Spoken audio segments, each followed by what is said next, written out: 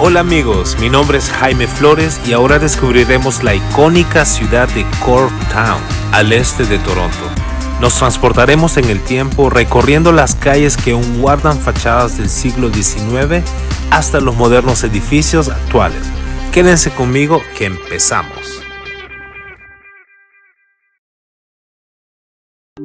Corktown está localizado al este de Toronto, a menos de 15 minutos del centro, entre las calles Queen, Parliament, River y la avenida Eastern.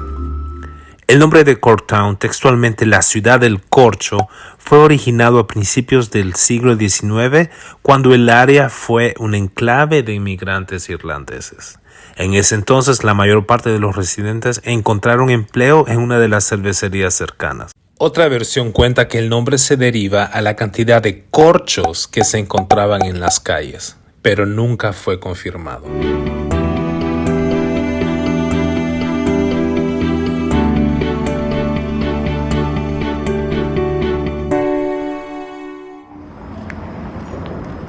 En la calle Bright encontramos casas en fila, reflejando el estilo británico de ese entonces. No se sabe con certitud el por qué esta calle quedó así, pero se sabe que al momento de vender los atípicos terrenos quedó así en un ángulo oblicuo, creando lotes en forma de trapezoides. Entonces obligó como a la gente a construir sus casas en esa forma apretada. Ahora en día estas casas están por los cielos.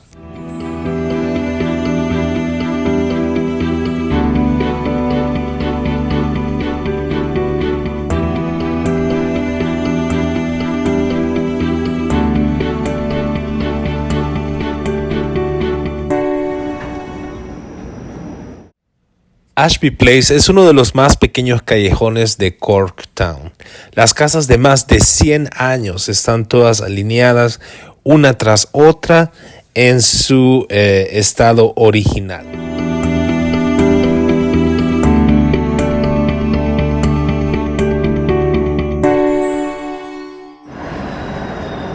Percy Street no es su típica calle. Esta calle fue habilitada entre 1885 y 1890 para acomodar a la población predominante de irlandeses que trabajaban en las destilerías vecinas. Esta calle siempre fue privada y los residentes se encargan de todo, mismo hoy en día. Entonces la historia cuenta que Corktown fue una de las primeras que fueron pobladas aquí en Toronto en el siglo XIX. La mayoría fueron Irish y ellos encontraron trabajo en una de las destilerías que están bien próximas. Entonces aquí fue verdaderamente la primera población, por decir, que había en Toronto. St. Paul Street se encuentra a pocos metros de Bright Street al sur de la calle Queen. Otro recorrido al pasado de esta ciudad. Caminas aquí y definitivamente no te sientes en Toronto.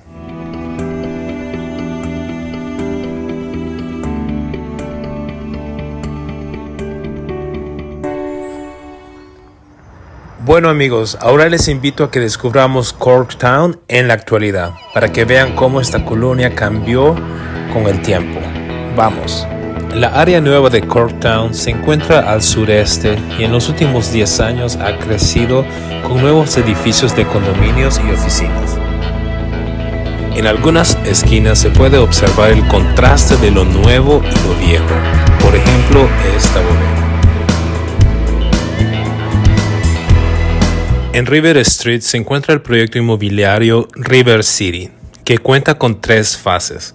La primera inaugurada en 2009, la última fase de este proyecto tiene 29 pisos.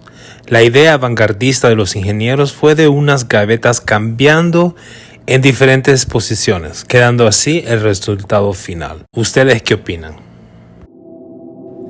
En el Underpass Park, bajo una carretera a desnivel, se encuentra una cancha de básquetbol, rampas de patineta y sobre todo un colorido graffiti para el deleite de los artistas urbanos.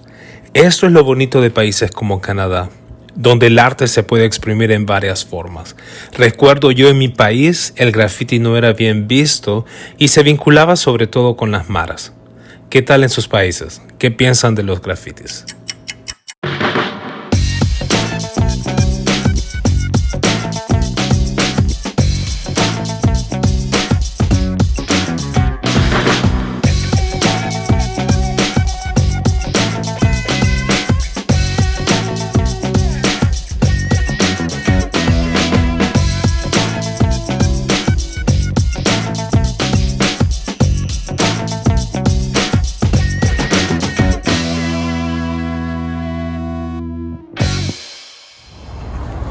Espero que les haya encantado la parte anterior. La verdad que está muy chévere, mucha arte. Siguiendo con nuestro recorrido, llegamos a un sector conocido como Corktown Common. Este parque fue abierto en el 2013 y fue construido en terrenos industriales, revitalizados para ser la pieza central de un nuevo vecindario emergente en el centro de Toronto. Cabe mencionar que la llegada de los Juegos Panamericanos del 2015 empujaron y propulsaron a que todo este sector fuese terminado o completado, ya que a unos metros de aquí se construyó la vía olímpica para recibir a los jugadores.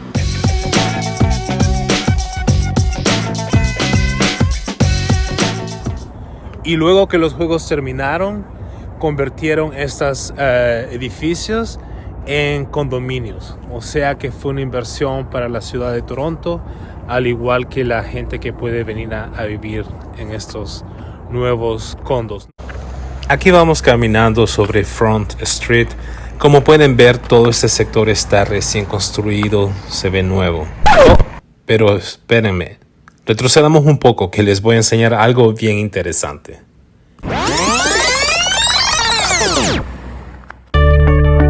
Este es el Garden of Future Folies. Es un jardín de esculturas que reúne elementos de más de 80 esculturas públicas y arquitecturales de todos los rincones de la ciudad de Toronto.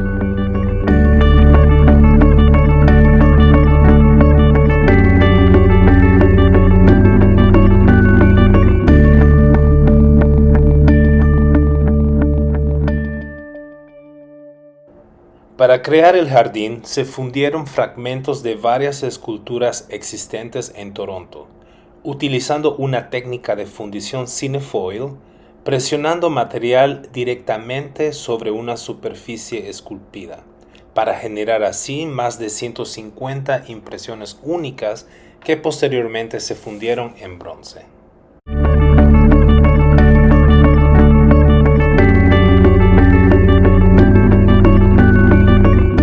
Este parque es el más grande de la zona con 7.3 hectáreas o 18 acres. Es un parque activo y acogedor que sirve a la comunidad local, así que a todos los residentes de Toronto.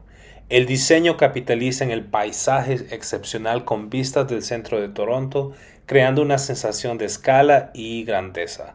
Anteriormente conocido como Don River Park, Corktown Common fue el nuevo nombre que eligió el público a través de un concurso de nombres en línea. El nuevo nombre fue adoptado en junio de 2013. Es increíble de ver cómo esta colonia de obreros, trabajadores de los siglos XIX llegara a transformarse en esta colonia moderna, con una arquitectura muy particular. Esto ha sido todo por hoy.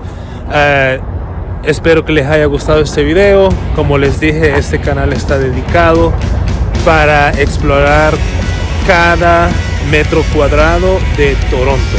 Quiero que exploremos juntos. Quiero que descubramos cada colonia, cada barrio y que vean cómo vivimos aquí en Toronto, en esta bella ciudad. Ok amigos, cuídense mucho. Bye.